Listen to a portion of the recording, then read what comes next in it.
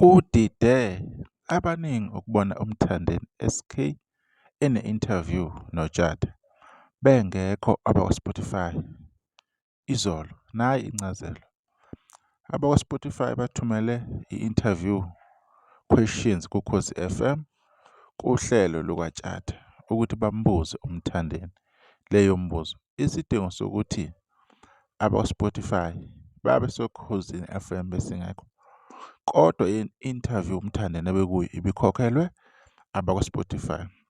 Since oKhozini FM abakwaSpotify bekhangisa khona le app yabo edlala izingoma, baqaphelile ukuthi amabhinca omculo wamaskandi asewudlala kakhulu kuSpotify. Ingakho sebesebenza noKhozi FM ukuphusha uSpotify. Ingakho ezinhlelweni eziningi zoKhozi FM abasakazi abaningi bephoqeleka ukufunda live read yakwaSpotify, ikakhulukazi kuKhozi FM Top 20. Abanye bazoqaphela ukuthi uTshatha esakaza ubesakaza ngescript, into ebhalelwe yona ngabadedeli bakhe. Imibuzo ethunyelwe apha kuSpotify yahumushwa ngolebele ulimi. Kusho izindaba zikaBhoqo lapha kuFacebook. Sanibingelela Sindova Soweto TV, i-channel esikhuluma iy'ndaba ey'hlabahlosile kamaskandi. Abantu abafisa ukwazi ngezinto ezenzakalayo endimeni nezinto ey'threndayo nje general. Right. Lapha-ke uMthandeni SK lo bekade esokhozini bememezela ukuthi uzoba ne-interview laphayana uKhozi FM. Shuthi-ke i-interview le ubenesandla ukuthi uSpotify ibe khona. Kodwa nakho abantu kumele bekuqaphele. I-post ebhaliwe laphana ngo-SK ibithe kusasa kwa-SABC, vulela uKhozi FM, uzizwele inkunzi eqhwakela phezulu komaskandi ngama-numbers, simboze uphuthu. Yabo, le interview inikeze umqondo wokuthi laphayana bekuzobe kunoSpotify, kuzobe kunayo yonke into nje eyenzakalayo. Balindela-ke abantu. Uma-ke sifike i-interview kutholakala ukuthi kwenzeka izinto ey'ndala ey'hlale zenzeka eredweni. Vele kuhlale kwenzeka. Kufana nabantu abawina iligi bayaya laphayana. Basuke bethunyelwe vele i-PSL or yiphi lowo bhodi leyo. Kunabantu abawina ama-idols, abantu abawine i-Big Brother, the same thing, akunamehluko, ukuyozi-advertise vele. Kodwa ngendlela osokwenzeka ngakhona, ngendlela esekukhuluma ngakhona, sebefuna abantu ukwenza ngathi kunenye into engale. Cha, ayikho ngale. I-idea esuke yakhishwa isuke yakuveza kwangathi uSpotify uzobe khona, yonke into ihlelwa uSpotify kanjani kanjani. Kanti yinto nje ejwayele ukwenzeka. Ama-live read madala vele. Kunezinto ezoku-advertise ezenzeka okhozini. Uthole ukuthi kunohlelo kamaskandi.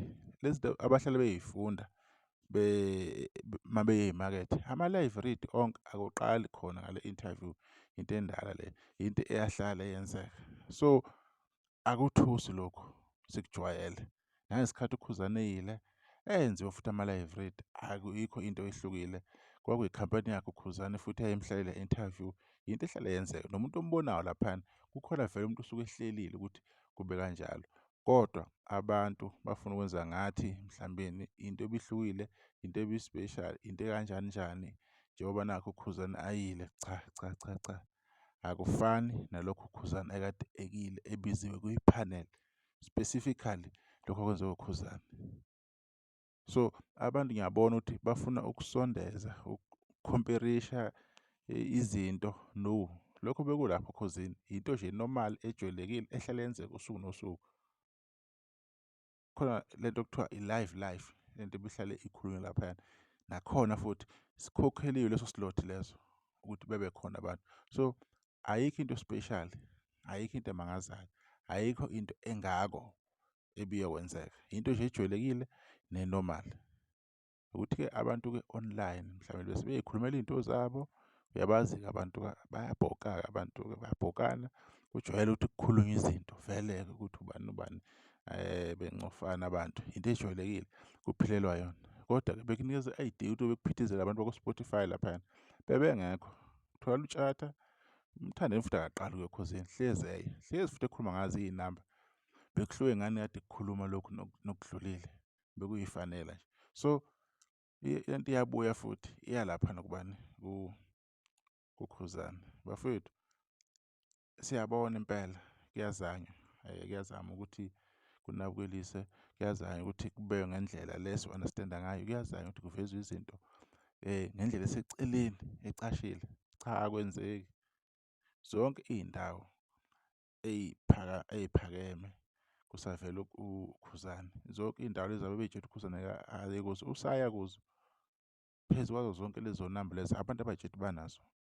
So asazi-ke bekunjalo-ke, nami bekuwumbono lo engiwubekayo. Angisho ukuthi sengikhulumela wonke umuntu, angisho ukuthi ngiphikisa kade kwenzeka Ekhosini mina sengikhuluma kangcono. Cha, akunjalo. Bengibeka nje umbono ukuthi cha, kujwayelekile ngane zakwethu, akukho futhi oku-wrong okukhulumekile lapha noKhosini, alikho iphutha. Ubeyile umfowethu, wenza indlela enza ngayo. Kodwa abantu abaseceleni yilokho mina engikhuluma ngakho ukuthi-ke benza kube sengathi sekunento enkulu, sebeyayi-hype-a lento.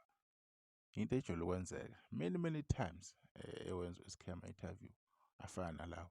Bekuyilokho nje. Ngiyabonga.